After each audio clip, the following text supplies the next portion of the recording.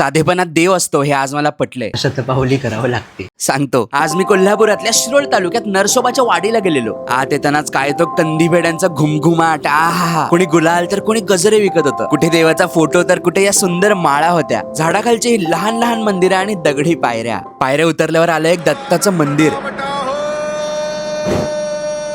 या मंदिरासमोर वाहत होती कृष्ण पंचगंगा आणि इथेच बसलेल्या एका आजीला विचारलं का आलीस इथे. मला उत्तर मिळालं, भक्ती केली तर मुक्ती मिळते. प्रसादाच्या लाईनीत उभे असलेले हा आजोबा म्हणतात समाधान. प्रसाद मिळतो साधा भात आमटी आणि शिरा. जेव्हा मंदिराबाहेर आलो ना मला दिसली जुनी साधी घरं. आज या भिंतींमध्ये कोणीच नाही राहत, पण त्यांच्याकडे बघितल्यावर ते जिवंत वाटत होते. पुढे गेल्यावर सगळीकडेच बासुंदी पिण्यास मिळेल असं लिहिलं होतं. मग मी पण पिऊन घेतली एक ग्लास बासुंदी.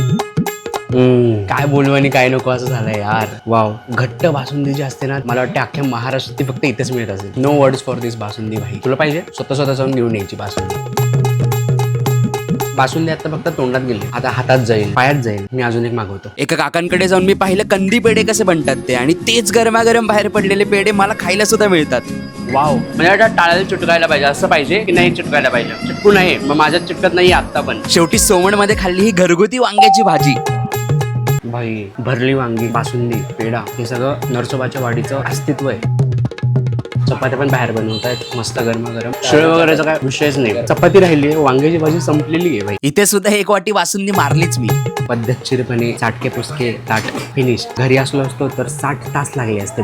चालायला लागतं, आता शतपावली करावं लागते. घरगुती जेवण, जुन्या भिंती आणि मंदिरातली शांतता, ना काही बदल ना कसला दिखावा. आता तर या साधेपणाचं सेलिब्रिटी लोक पण कौतुक करतायत. सातारा के आगे एक जगह है नरसोबाची वाडी. हे सगळं आजही इथे टिकून आहे आणि बराच काळ इथं टिकून राहणार आहे. याच अमर साधेपणाला बघून म्हटलं होतं, साधेपणात देव असतो. मला कधी मुक्ती मिळेल. आता देवाला आलास ती मुक्ती नव्हतं काय.